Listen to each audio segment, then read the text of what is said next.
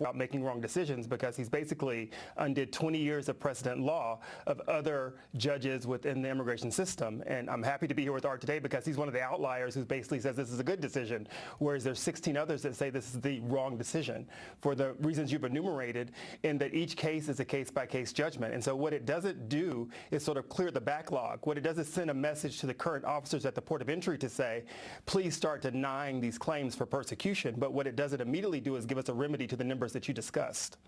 Now, Art. In 2005, Congress made it clear that in order to be granted asylum, the persecution that you allege has to be at least one central reason for the harm that you fear. And that's a huge change. And quite frankly, it's taken 13 years for the Department of Justice to actually apply that to these crime-based Okay, let's claims. go through that again. It has to be one central reason. At least one central reason for the harm that you fear has to be one of the 5 characteristics for asylum: race, religion, nationality, membership in a particular social group or political opinion. In this particular instance, it's membership in a particular social group.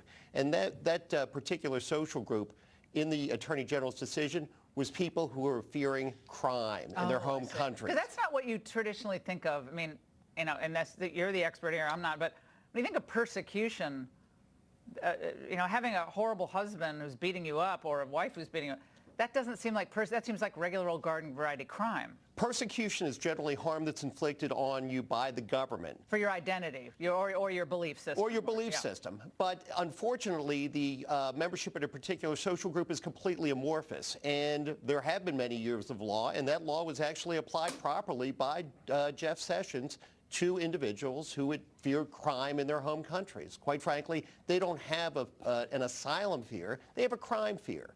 And their home country needs to address that. Alan, another thing that I hadn't heard of, Alan, just one question. The other thing I hadn't heard of before is the defensive use of asylum claims. I talked about this morning on the radio, that when people are about to be deported, sometimes, well, oftentimes, they then say, oh, wait a second, I have an asylum claim. And so it's now defensively used against the government in those situations, which is also, you know, numbers don't matter, but it's kind of some kind of empirical proof that someone's getting information from some very smart lawyer to make this kind of claim when you're already a deportable alien under U.S. immigration law.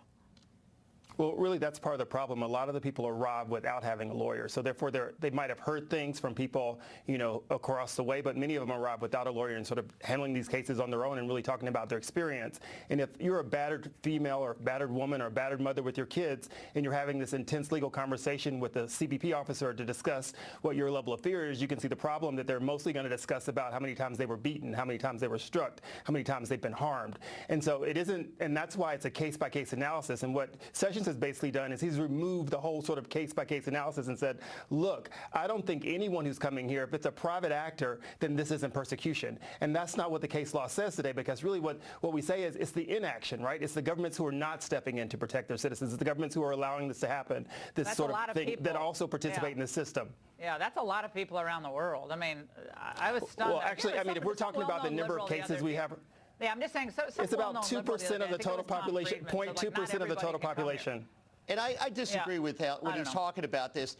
The Attorney General is not completely closing the door to these claims, but what he's saying is that these claims need to be assessed the way that every other particular social group. How do you ever assess it? When someone comes from Guatemala and says, my brother beat me up or my husband, how do you go to like the local sheriff in Guatemala? I mean, I've been to Guatemala many times. You can't get the records all that easily there.